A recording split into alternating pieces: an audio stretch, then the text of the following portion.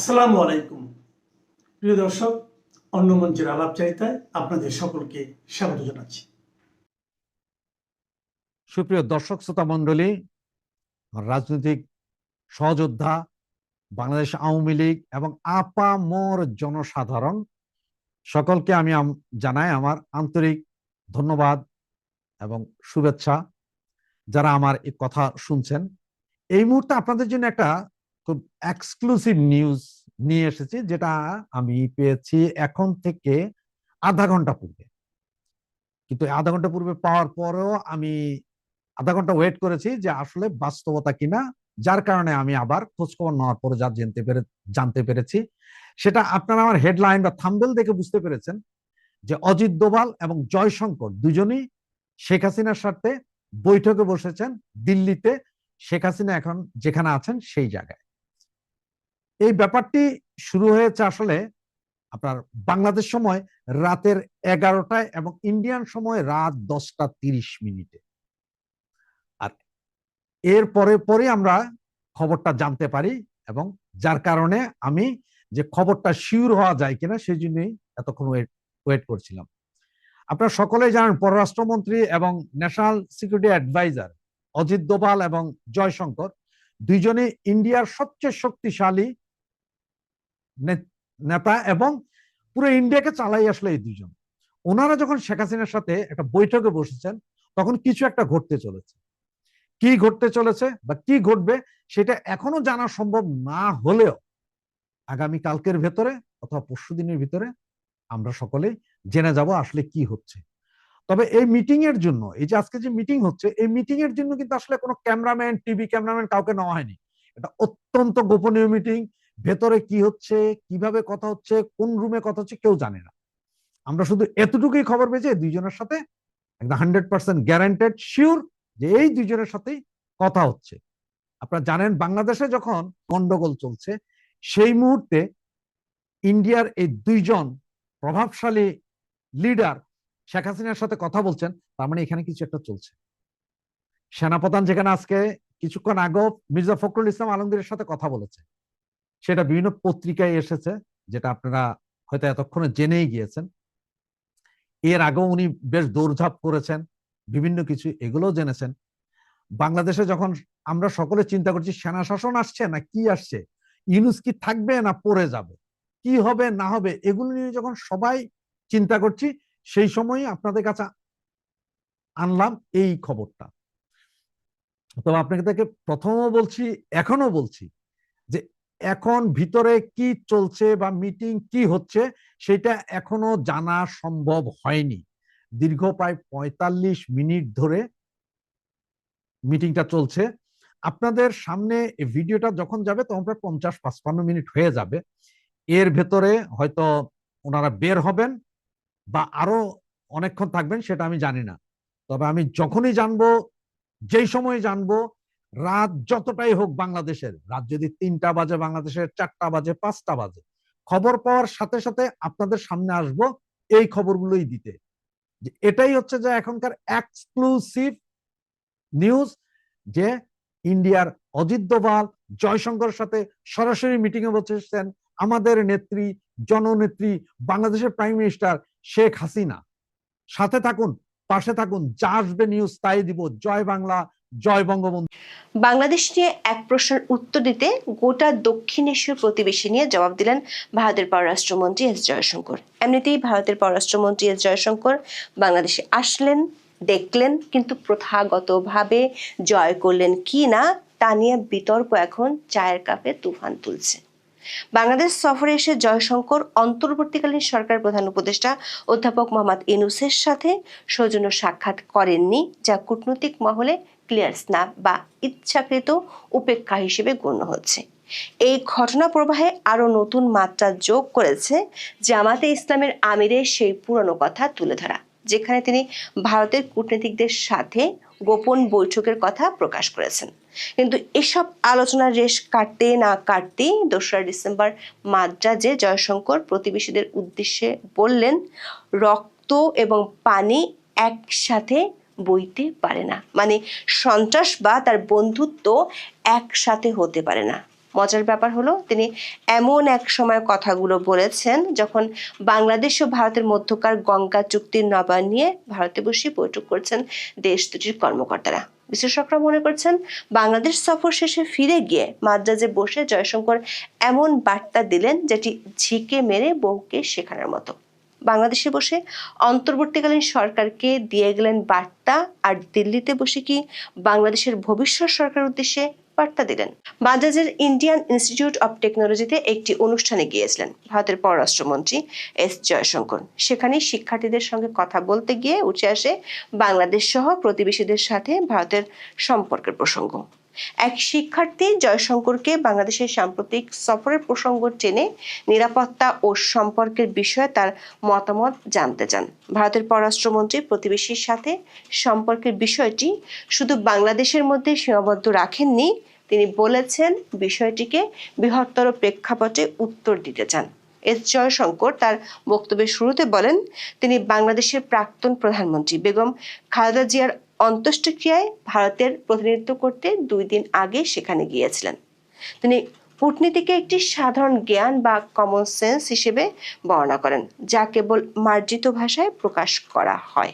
এরপরে জয়শঙ্কর বলেন, যদি কোনো প্রতিবেশী আপনার প্রতি ভালো হয় বা অন্তত ক্ষতিকর না হয়, তবে আপনার স্বাভাবিক প্রবৃত্তি হলো তাদের প্রতি সদয় হওয়া, সাহায্য করা এবং বন্ধুত্ব বন্ধন গড়ে তোলা।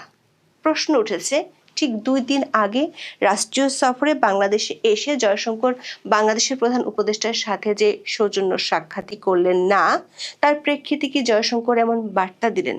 দর্শক, কূটনীতিতে নীরবতা অনেক সময় হাজারো শব্দের চেয়ে বেশি শক্তিশালী। 31শে ডিসেম্বর এস জয়শঙ্কর যখন বিশেষ সামরিক বিমানে ঢাকা নামলেন, তখন তার মূল কর্মসূচি ছিল বেগম খালেদা জিয়ার অন্ত্যেষ্টিক্রিয়ায় অংশগ্রহণ করা। কিন্তু কূটনৈতিক শিষ্টাচার বলে ভিন দেশের একজন পররাষ্ট্রমন্ত্রী যখন কোনো দেশে যান, তখন সেই দেশের সরকার প্রধানের সাথে অন্তত একটি সৌজন্য সাক্ষাৎ করার রেওয়াজ আছে। অথচ এস জয়শঙ্কর ঢাকায় আসলেন, তারেক রহমানের সাথে রুদ্ধদ্বার বৈঠক করলেন, এমনকি ভারতের সাথে যে দেশটির সবচেয়ে বেশি বৈরী সম্পর্ক, সেই পাকিস্তানের স্পিকারের সাথেও কুশল বিনিময় করলেন। কিন্তু বাংলাদেশের অন্তর্বর্তী সরকারের প্রধান উপদেষ্টা অধ্যাপক ডক্টর মোহাম্মদ ইউনূসের সাথে তার দেখা করার কোনো সুযোগ বা ইচ্ছা কোনোটাই দেখা গেল না। বিশ্লেষকরা বলছেন, এর মধ্য দিয়ে দৃশ্যত ভারত বুঝিয়ে দিল বর্তমান অন্তর্বর্তী সরকারকে তারা অতীতের খাতায় ফেলে দিয়েছে, তারা এখন ভবিষ্যতের দিকে তাকাচ্ছে। আগামী 12ই ফেব্রুয়ারি অনুষ্ঠিত ত্রয়োদশ সংসদ নির্বাচনের মাধ্যমে বিএনপি ক্ষমতায় আসবে বলে ধারণা করা হচ্ছে। তার একটা বড় কারণ, তাদের প্রধান রাজনৈতিক প্রতিপক্ষ আওয়ামী লীগ এখন ভোটের মাঠে নেই। শুধু তাই নয়, নিষেধাজ্ঞার খড়গে দলটির তৎপরতাও নেই। বিশেষজ্ঞদের মতে ভারতের প্রধানমন্ত্রীর শোক বার্তা এবং শোক যাত্রায় জয়শঙ্করের উপস্থিতি দুটোই ভারতের সুপরিকল্পিত কূটনৈতিক উদ্যোগ। আসন্ন ফেব্রুয়ারি নির্বাচনকে সামনে রেখে বাংলাদেশে একটি ধর্মনিরপেক্ষ ও স্থিতিশীল সরকার দেখতে চায় নয়াদিল্লি, সেই বার্তাই দিয়ে গেলেন এস জয়শঙ্কর। বিবিসি বাংলার এক খবরে আন্তর্জাতিক সম্পর্ক বিশ্লেষকদের বরাত দিয়ে বলা হয়েছে, এই যে অধ্যাপক ইউনূসকে এস জয়শঙ্কর এড়িয়ে গেলেন, তাতে বাংলাদেশের বর্তমান সরকারের সঙ্গে ভারতের কূটনৈতিক দূরত্বের বিষয়টি আরও স্পষ্ট হয়েছে।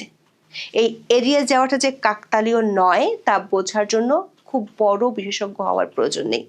এটি আসলে দিল্লির পক্ষ থেকে একটি সুচিন্তিত কোল্ড শোল্ডার বা শীতল আচরণ। ভারত হয়তো বোঝাতে চাইছে অধ্যাপক ইউনূসের সরকারের সাথে তাদের সম্পর্কের গ্রাফটি এখন আর ঊর্ধ্বমুখী নয়।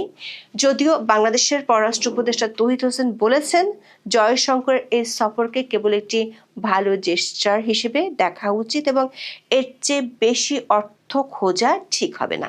কিন্তু কূটনীতিতে প্রতিটি পদক্ষেপই কোনো না কোনো অর্থ বহন করে। পররাষ্ট্র উপদেষ্টা যতই বলুক না কেন, ভাগের মা গঙ্গা পায় না, এই প্রবাদটির মতো ইউনূস সরকারের সাথে ভারতের সম্পর্ক এখন এমন এক জায়গায় দাঁড়িয়েছে যেখানে দিল্লির পক্ষ থেকে কোনো স্পষ্ট স্বীকৃতি বা সহযোগিতার আশ্বাস মিলছে না।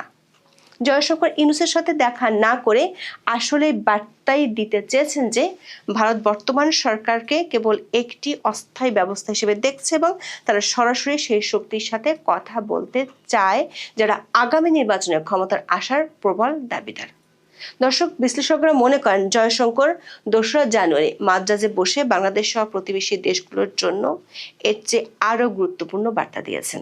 জয়শঙ্করকে যে শিক্ষার্থী প্রশ্ন করেছিলেন তার প্রশ্নে একটি গুরুত্বপূর্ণ তথ্য ছিল গত 16 মাস ধরে বাংলাদেশের সাথে সন্ত্রাসবাদের সমস্যা নিয়ে ভারত চিন্তিত।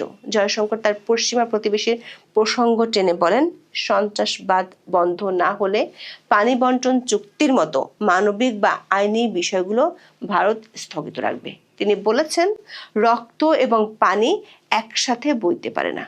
দর্শক, জয়শঙ্করকে প্রশ্নটি করা হয়েছিল সাম্প্রতিক সময়ে বাংলাদেশের রাজনৈতিক পট পরিবর্তনের পর ভারতের আঞ্চলিক নিরাপত্তার সংকট নিয়ে। যদিও ভারত পশ্চিমা প্রতিবেশী মানে পাকিস্তানের দিকে ইঙ্গিত করেছেন, কিন্তু আবার বলেছেন শুধু বাংলাদেশ বা অন্য কোনো দেশ নয়, সামগ্রিকভাবে তিনি ভারতের সব প্রতিবেশী দেশ সম্পর্কে কথাগুলো বলেছেন। সে কারণে বিশ্লেষকরা মনে করছেন এটি এস জয়শঙ্কর একজনকে লক্ষ্য করে আরেকজনকে বার্তা দেওয়ার কৌশল নয়তো, কারণ তিনি এমন দিনে পানি চুক্তির কথা তুলেছেন যখন বাংলাদেশ ও ভারতের কর্মকর্তারা গঙ্গা আর পদ্মার পানি প্রবাহ পরিমাপ করছে। গঙ্গা নদীর পানি বন্টন চুক্তি নবায়ন করতে বাংলাদেশ ও ভারতের মধ্যে শুরু হয়েছে আলোচনা। 30 বছর মেয়াদী গঙ্গা চুক্তি চলতি বছরের ডিসেম্বরে শেষ হচ্ছে। 2রা জানুয়ারি দুই দেশের কর্মকর্তাদের বরাতে এই খবর দিয়েছে ভারতীয় সংবাদ মাধ্যম টাইমস অফ ইন্ডিয়া। আগামী 31শে মে পর্যন্ত প্রতি 10 দিন অন্তর এই কার্যক্রম চলবে। আবার বাংলাদেশের সাথে ভারতের 54টি অভিন্ন নদী আছে, কয়েক দশক ধরে ঝুলে আছে তিস্তা চুক্তি। জয়শঙ্কর যখন মাদ্রাজে দাঁড়িয়ে কথাগুলো বলেন তখন তার লক্ষ্য কি শুধু পাকিস্তান ছিল, নাকি তিনি ঝিকে মেরে বউকে শেখানোর মতো করে ঢাকাকেও একটি বার্তা দিলেন? জয়শঙ্কর যখন সন্ত্রাসবাদকে পানি চুক্তির সাথে যুক্ত করেন তখন তিনি পরোক্ষভাবে বাংলাদেশের অন্তর্বর্তীকালীন সরকারকেও একটি বার্তা দিচ্ছেন। ভারত অভিযোগ করছে যে গত 16 মাস ধরে বাংলাদেশে অস্থিতিশীলতা চলছে এবং সেখানে ভারত বিরোধী শক্তির উত্থান ঘটছে। ভারতের নীতি নির্ধারকদের ধারণা গত 16 মাসে বাংলাদেশে ভারত বিরোধী সেন্টিমেন্ট এবং তথাকথিত উগ্র ডানপন্থী গোষ্ঠীর তৎপরতা বাড়ছে। জয়শঙ্কর স্পষ্ট করেছেন যে যদি কোনো প্রতিবেশী দেশ উগ্রবাদ বা সন্ত্রাসবাদকে প্রশ্রয় দেয় তবে তারা গুড নেইবারলিনেস বা প্রতিবেশী সুলভ আচরণের সুবিধা পাবে না। বিশ্লেষকরা মনে করেন জয়শঙ্কর মাদ্রাজে 2রা জানুয়ারি যা বলেছেন তা আসলে একটি কৌশলগত বার্তা। তিনি বুঝিয়েছেন যে পানি একটি কৌশলগত হাতিয়ার। যদি প্রতিবেশী দেশ ভারতের নিরাপত্তা নিশ্চিত না করে তবে ভারত তার সকল দ্বিপাক্ষিক প্রতিশ্রুতি থেকে সরে আসতে পারে। এটি হলো সেই ঝি বউ থিওরি। পাকিস্তানকে আক্রমণ করে ভারত আসলে এই অঞ্চলের সকল প্রতিবেশীকে জানিয়ে দিল যে ভারতের জাতীয় স্বার্থবিরোধী কোনো কাজের সাথে আপোষ করলে পানির চুক্তির মতো বিষয়গুলো হুমকির মুখে পড়তে পারে। তার মানে ভারতের সাথে সম্পর্ক রাখতে হলে চেরি পিকিং করা যাবে না। জয়শঙ্কর বলেছেন, সন্ত্রাসবাদের বিরুদ্ধে নিজেদের জনগণকে রক্ষা করার অধিকার ভারতের আছে এবং ভারত কিভাবে সেই অধিকার প্রয়োগ করবে তা অন্য কেউ বলে দিতে পারে না।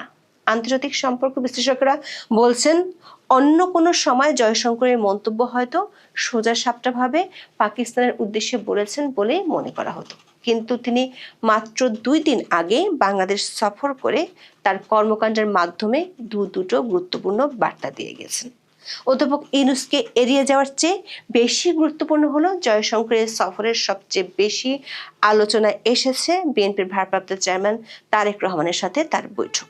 বিশ্লেষকরা মনে করেন ভারত আসলে বিএনপিকে একটি রাজনৈতিক স্বীকৃতি বা পলিটিক্যাল লেজিটিমেসি দিল, যা গত 1.5 দশকে তারা পায়নি। 2018 সালে নির্বাচনের আগে বিএনপি দলের স্থায়ী কমিটির সদস্য আমির খসরু মাহমুদ চৌধুরীর নেতৃত্বে একটি প্রতিনিধি দল পাঠিয়েছিল ভারতে। উদ্দেশ্য ছিল নয়া দিল্লির মনোভাব পরিবর্তন করা, কিন্তু দিল্লির মন ফেরাতে পারেনি বিএনপি। কিন্তু এখন আওয়ামী লীগের অনুপস্থিতির কারণে বাংলাদেশ নিয়ে ভারতের পরিকল্পনাও বদলাতে হচ্ছে। একদিন আগে ভারতের ক্যাবিনেট সচিবালয়ের সাবেক কর্মকর্তা শান্তনু মুখার্জি বিবিসি বাংলাকে বলেছেন, নির্বাচিত হয়ে বিএনপি সরকার যদি শুধু ভারতের সিকিউরিটি কনসার্নগুলো অ্যাড্রেস করে, তাহলে তাদের সঙ্গে দিল্লির স্বাভাবিক সম্পর্ক তৈরি না হওয়ার কোনো কারণ নেই। তার ঠিক একদিন পর জয়শঙ্করের সন্ত্রাসবাদ আর আঞ্চলিক নিরাপত্তা নিয়ে এমন মন্তব্যকে এক করে দেখার চেষ্টা করছেন অনেকেই। দর্শক, জয়শঙ্কর ঢাকায় কি বার্তা দিয়েছেন সেটা নিয়ে প্রকাশ্যে কোনো কিছু বলেননি, কিন্তু মাদ্রাজে বসে তার কিছুটা ইঙ্গিত দিয়েছেন।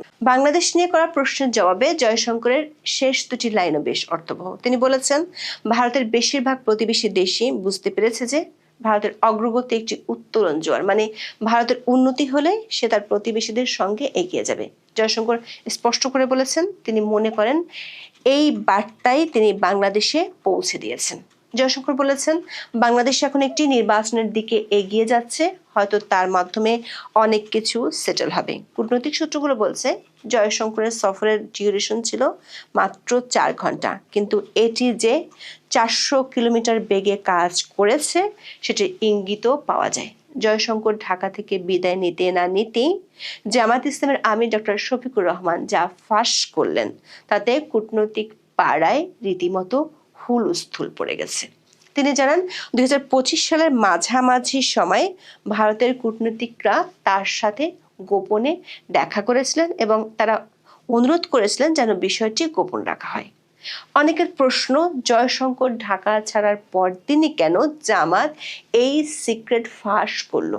দর্শক, জয়শঙ্করের সফর বলছে, ভারত এখন ওয়েস্ট অ্যান্ড ওয়াস্ট নীতিতে বিশ্বাসী, আর বাংলাদেশের সামনের সরকারের জন্য সবচেয়ে বড় চ্যালেঞ্জ হবে ভারতের এই নতুন হার্ডলাইন কূটনীতিকে সামলানো। জয়শঙ্কর ঢাকা এসে ঝিকে মেরে বউকে শেখানোর কাজটি বেশ সুচারুভাবেই সেরে গেছেন। এখন শেখার পালা কার, সেটাই দেখার বিষয়। এখন এ পর্যন্ত, সবাই ভালো থাকুন। ডক্টর জয়শঙ্কর ঢাকা থেকে ফিরে এসে দেখা করেন প্রধানমন্ত্রী শেখ হাসিনার সঙ্গে। ঢাকার আলোচনার বিস্তারিত তার আগে আমাদের প্রধানমন্ত্রী নরেন্দ্র মোদীর সঙ্গে তার বৈঠক হয়েছে, প্রায় 2-2.5 ঘন্টা বৈঠকের পর। তারপর রাতে তিনি যান শেখ হাসিনার সঙ্গে দেখা করতে।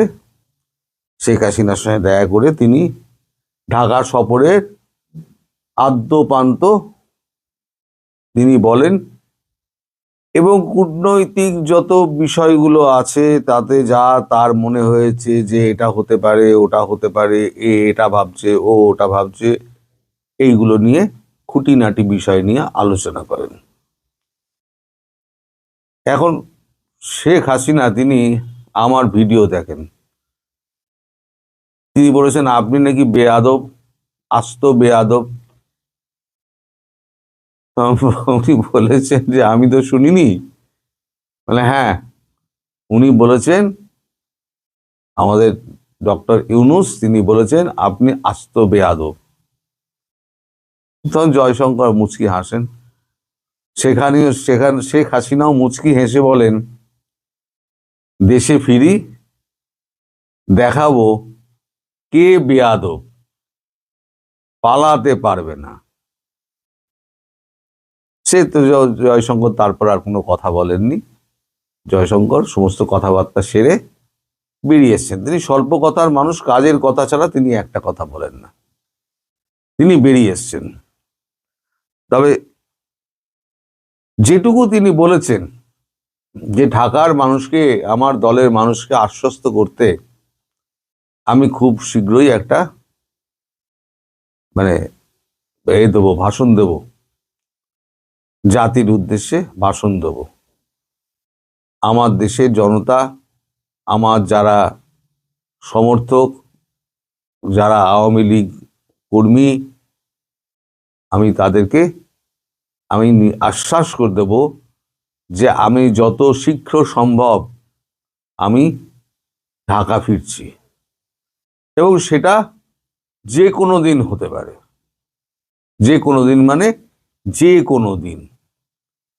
এখন যে কোনো দিন বলতে উনি কি বলতে চাইছেন, মানে কতটুকু মানে মানে তিনি আস্থার সঙ্গে বলছেন সেটা উনিই বলতে পারবেন, আমি তো বলতে পারবো না। নিশ্চয়ই তার কাছে কোনো খবর আছে, সরকারি পর্যায়ে কোনো খবর আছে, যেটা আমরা কেউ জানতে পারছি না এবং আমরা জানতেও পারবো না। যেমন পাকিস্তান অ্যাটাকের সময় আমরা জানতে পারিনি, শেখ হাসিনা যাওয়ার সময়ও কিন্তু আমরা জানতে পারবো না, হঠাৎ দেখবেন উনি ঢাকা বিমানবন্দরে নেমে পড়েছেন। এখন তার প্রাথমিক কাজকর্মগুলো এখন চলছে, কূটনৈতিক কাজকর্মগুলো। এই যে আমাদের জয়শঙ্করজি ওখানে গেলেন, জয়শঙ্করজি তো এমনি এমনি যাননি, একটা শোকবার্তা আমাদের রাষ্ট্রদূত মারফত পাঠিয়ে দেওয়া যেত, অথবা আমাদের কোনো একটা বিদেশ দপ্তরের প্রতিমন্ত্রী তিনিও গিয়ে হাজির হয়ে তিনি শেষকৃত্যের তার উপস্থিত হতেন। দেখুন, এরা এই যে খালেদা জিয়া ম্যাডাম মারা গেলেন, তারেক রহমান যে মাতৃহারা হলেন, মা চলে যাওয়া মানে পৃথিবী চলে যাওয়া, তার বিষয়ে কোনো সমালোচনা চলে না। তিনি 3 বারের প্রধানমন্ত্রী ছিলেন। সব মানুষ খারাপ ভালো, সব মানুষই বেরোয়, তারও কিছু খারাপ ভালো আছে, কিন্তু সেটা এখন আলোচনা করার বিষয় নয়। তারেক রহমানের কাছে পৃথিবী শূন্য হয়ে গেছে। বাবা তো অনেকদিন আগেই হারিয়েছেন, এবার আকাশ জুড়ে তার ছিল মা, সেই মা তিনি হারালেন।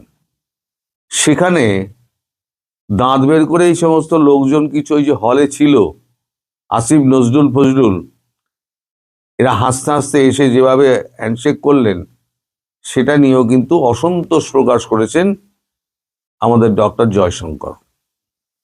তিনি বলছেন একটা ভাবগম্ভীর পরিবেশে, একটা শোকার্ত পরিবেশে এরকম দাঁত বার করে যারা হাসতে হাসতে এসে যারা একটুখানি হাত মেলানোর জন্য ঘেঁষাঘেঁষি করেন, গা ঘেঁষাঘেঁষি করেন, তারা কতটুকু মানুষের পর্যায়ে পড়েন সে ব্যাপারে আমার যথেষ্ট সন্দেহ আছে। কিন্তু শেখ হাসিনাকে বলেছেন এটা, শেখ হাসিনাও একমত যে না, এটা যেটা হয়েছে অত্যন্ত খারাপ হয়েছে, ওনার মৃত্যু অত্যন্ত দুঃখজনক, এবং ওখানে যারা উপস্থিত ছিলেন তাদের যে আচরণ, সে আচরণও ঠিক বলে মনে হয়নি আমি যা খবর পেয়েছি। তারপর তো আপনি নিজে মুখে আমায় বলছেন। তো এই যে আপনাদের পররাষ্ট্র উপদেষ্টা তৌহিদ হোসেন, তিনি বলছেন এটা কোনো কূটনৈতিক বিষয় নয়। আরে মশাই, কূটনৈতিক বিষয় কোনটা নয়? কূটনৈতিক বিষয় তো এইটা যে একটা কূটনীতিক আর একটা অন্যজনের সঙ্গে মিলছে যখন, তখন কতটা তিনি আগ্রহের সঙ্গে মিলছেন, তাদের বডি ল্যাঙ্গুয়েজটা গোনা হয়। কে জোরে করমর্দন করলেন, কে শুধু হাত মেলালেন, কে বুকে জড়িয়ে ধরলেন, কার দিকে টেরা চোখে তাকালেন, কাকে দেখে মুচকি হাসলেন, কাকে ওভারলুক করলেন, সব কিন্তু কূটনীতিতে সব কিন্তু গোনা হয়। কত মিনিট আলোচনা করেছেন, কত মিনিট হ্যান্ডশেক করেছেন, কতবার গলায় জড়িয়েছেন, কতবার নিজের সঙ্গে সেলফি তুলেছেন। যেমন আমাদের ইতালির প্রধানমন্ত্রী, তিনি জর্জিয়া মেলোনি, তিনি প্রধানমন্ত্রী মোদির সঙ্গে তিনি সেলফি তুলে একেবারে পুরো টিকটক মাতিয়ে দিয়েছেন। কয়েক মিলিয়ন মিলিয়ন ভিউজ হয়েছে তার। তো যাই হোক, তো ওই হ্যালো হ্যালো মেলোডি, যেখানে উনি বলছেন হ্যালো মেলোডি, মানে মেলোনির মেলো আর মোদির মেলোডি। তো যাই হোক, এইগুলো মাপা হয়। তো এখানে কূটনীতির বাইরে কিচ্ছু হয় না, সব কূটনৈতিক বিষয়। আপনি যদি কূটনৈতিক ব্যাপারগুলো এড়িয়ে যেতে চান সেটা আলাদা ব্যাপার, কারণ সেটা আপনার ব্যর্থতা। আপনি পররাষ্ট্র উপদেষ্টা হয়ে আপনি এখনো কিছু করতে পারেননি, তার জন্য গতকালকে ইউনূস আপনাকে ব্যাপক ঝাড় দিয়েছে। সেটা আপনার জনগণ তারা জানে না, আপনি চেপে গেছেন, আপনার কাগজ চেপে গেছে। এখন আর ওই ডাস্টবিন শফিককে তো দেখা যায় না, তিনি কোথায় যে ডুব মেরেছেন তাকে এখন খুঁজে পাওয়া যাচ্ছে না। ব্যাপারটা কি হলো বুঝতে পারছি না। তো যাই হোক, এখন এই আমাদের তৌহিদ হোসেনকে ডক্টর ইউনূস বলেছেন যে আপনি একটা অপদার্থ, আপনার দ্বারা কিছু হবে না। এই খলিলুর রহমান সেই যে একটা বিমস্টেকে আমাদের একটা বৈঠকের ব্যবস্থা করেছিলেন, তারপর থেকে আপনার দ্বারা কোনো কাজই সম্পন্ন হয়নি। আপনি কেন ওই পদে আছেন আমার তো এই নিয়ে নানান মনে প্রশ্ন জাগে বলে ব্যাপক ঝাড় দিয়েছেন তৌহিদ হোসেনকে। তৌহিদ হোসেন তারপরেতে একদম মাথা নিচু করে বেরিয়ে গেছেন। এগুলো তো আপনারা তো জানবেন না। তো সব থেকে ইন্টারেস্টিং হচ্ছে জামাত, এত ভারত বিরোধিতা সবকিছুর মধ্যে কিন্তু ভারত বিরোধিতা খুঁজে বেড়ান। যা কিছু করছেন সব হচ্ছে ভারত বিরোধিতা। তো কালকে জামাতের আমির বলেছেন এখন ডিরেক্টলি ভারত বিরোধিতা কিছু করা যাবে না। যে কথা জামাত বলেছেন নেতা আমির, যে কথা বলেছেন শফিকুর রহমান, সেই একই কথা বলেছেন তারেক রহমান। কালকে তারেক রহমানের কাছে শোক জানাতে গিয়েছিলেন আপনাদের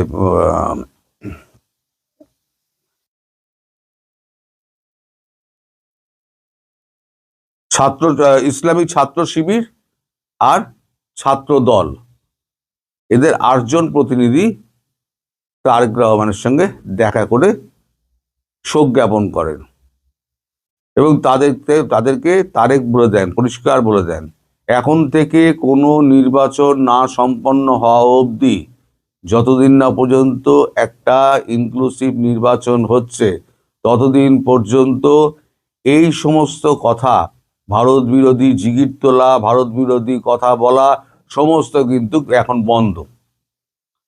মানে বন্ধ। এখন তারেক রহমান হয়ে গেছে ডিফ্যাক্টো প্রধানমন্ত্রী। তিনি যখন বলে দিচ্ছেন বন্ধ ছাত্র শিবিরকে, তাহলে এখন ছাত্র শিবির এদিকে জামাতের আমিরও বলে দিয়েছে ভারত বিরোধিতা করা যাবে না। ফলে এবারে যে ডেসপারেশন যেটা আছে না, ডেসপারেশন ভেতরে যে কিছু হলে ভারতের দিকে একটা কামান দেখে দাও, এই ডেসপারেশনটা কিন্তু এবার একটুখানি কমে যাবে। এখন আর অত বলা যাবে না ভারত বিরোধী বক্তব্য করা যাবে না, বলা যাবে না। ডক্টর ইউনূসও এখন একটুখানি চেপে গিয়েছেন। ডক্টর ইউনূস, আপনি যে এত ভারত বিরোধিতা করলেন, এত আপনি মোদি সাহেবকে এত গালাগালি করলেন, আপনার তো কাজই ছিল হচ্ছে ভারত বিরোধিতা।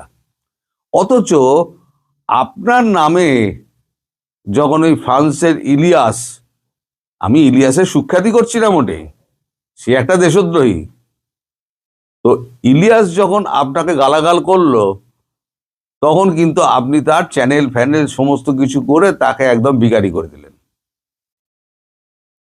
তার মানে আপনি সমালোচনা শুনতে পারেন না।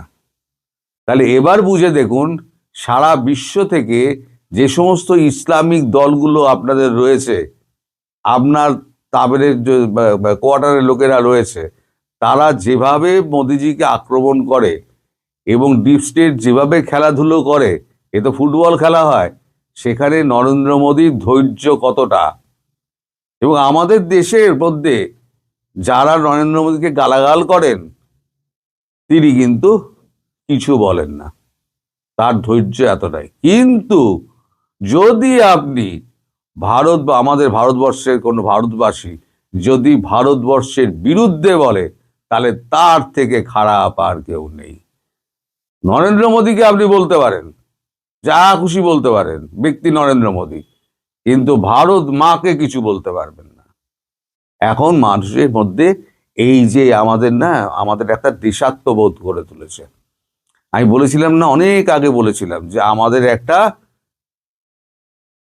দরকার, অ্যানসেস্টার দরকার ছিল, একটা পূর্বপুরুষের দরকার ছিল, যারা লৌহ কঠিন একদম শাসন করে রেখে দেবে পুরো সমাজটাকে, পুরো পরিবারকে শাসন করে রেখে দেবে। আমরা ভারতবাসীকে উনি একটা পরিবার করে দিয়েছেন এবং উনি হচ্ছেন আমাদের পরিবারের নেতা। আমরা মেনে নিয়েছি তিনিই হচ্ছেন আমাদের পরিবারের নেতা।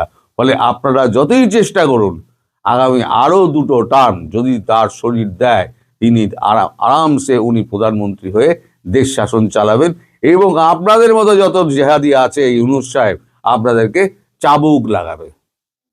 ইরানের খামেনির অবস্থা কিন্তু খুব খারাপ, জেনে রাখবেন। ফলে ইরানে যাওয়ার যে আপনার একটা মৃদু প্রচেষ্টা ছিল না, সেটা কিন্তু আর হবে না। কারণ কোন দিন ইরান দেখবেন খামেনি দেখতেন দৌড় দিয়েছে, কারণ খামেনির দেশের একেবারে ছেলেরা এখন রাস্তায়, আমি বলেছিলাম রাস্তায় ওরা লিখে বেড়াচ্ছে দেয়ালে দেয়ালে যে যত পারো বোম মারো ইসরায়েল, ওই মোল্লাগুলোদের উপরে, এরাই হচ্ছে সমস্ত দেশের শত্রু। তা আপনার দেশের শত্রুগুলো হচ্ছে আপনি এবং আপনার জিহাদি এই মোল্লাগুলো। ফলে কামাগাজি ড্রোন যখন পড়বে না, তখন এই কামাগাজি ড্রোনগুলোর শব্দ দেখবেন যে আপনার ওই জিহাদিগুলোর সমস্ত লুঙ্গি তুলে একেবারে বঙ্গোপসাগরে যাচ্ছে। আমার খুব ইচ্ছে একটা ব্রহ্মোস অন্তত আপনার যমুনার ধারে কাছে মারুক, একটা মোটামুটি একটা পুকুর করে দিই। সেটা কবে হবে আমার মানে এই স্বপ্ন পূরণ কবে হবে আমি জানি না, কিন্তু আমি চাই এই স্বপ্ন পূরণটা হোক। এপাশ থেকে ওপাশ হলে, উনি তো বলে এসছেন যে এপাশ থেকে ওপাশ যদি হয় তাহলে ৭১-এর পুনরাবৃত্তি ঘটবে। তার ৭১-এর পুনরাবৃত্তি ঘটা মানে কামাকাজি ড্রোন এবং মিসাইল এবং ব্রহ্মস, পিনাকা, আকাশ, আকাশ তীর, যা যা আমাদের স্টকে আছে সব মেরে দেবে একটা করে। টেস্টিং হবে, টেস্টিং গ্রাউন্ড হবে কিন্তু কোনটা? বাংলাদেশ। বাংলাদেশ নয়, পূর্ব পাকিস্তান। যাই হোক, ভালোই ভালোই সব মিটে গেলে ভালো। একটু জিহাদি ফেহাদি কমিয়ে দিন, কমিয়ে দিয়ে ইনক্লুসিভ নির্বাচনের ব্যবস্থা করুন, যাতে আপনি কিছুটা হলেও দয়ার পাত্র হতে পারেন।